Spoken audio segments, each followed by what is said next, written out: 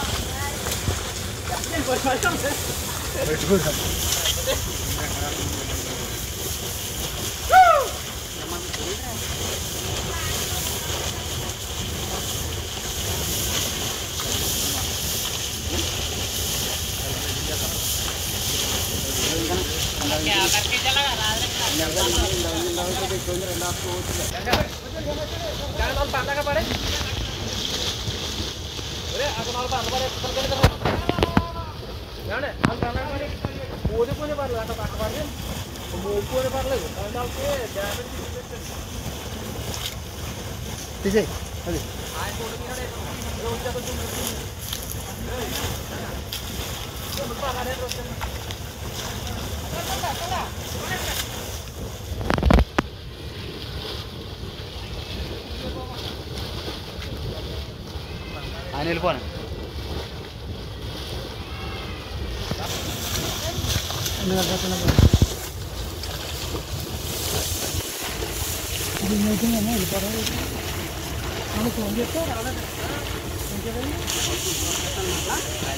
అలా చూడకపోతే వచ్చాడు కూడా అంతే తట్టుకోలేదు పనుల చూడటానికి వస్తారా ఆడలు.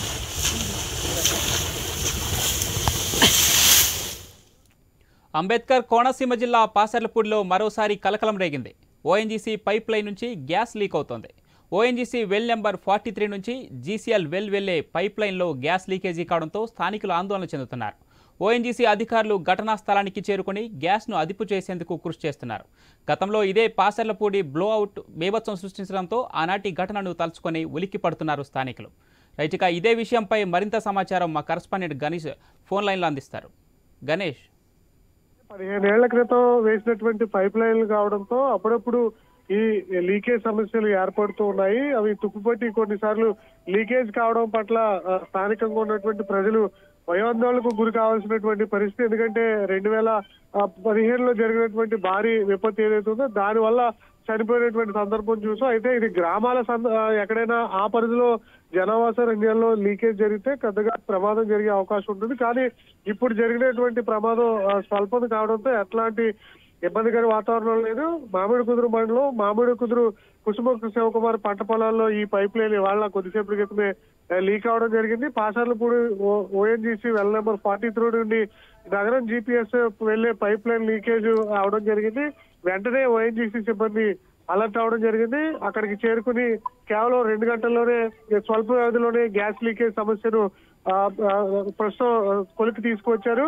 సాధారణంగా విలేజ్ లో కానీ దగ్గరగా జనావాసాల సందర్భంలో జరిగితే కొంత ఇబ్బందికర వాతావరణం ఉంటుంది. కానీ ఇప్పుడు జరిగినటువంటి లీకేజ్ పైప్ లైన్ అనేది పొలాల్లో జరగడంతో ఇబ్బంది లేకుండా ప్రస్తుతం అయితే ఓఎన్జీసీ అధికారులు ఈ సమస్యను కొలికిలోకి తీసుకురావడం జరిగింది. Right, thank you Ganesh.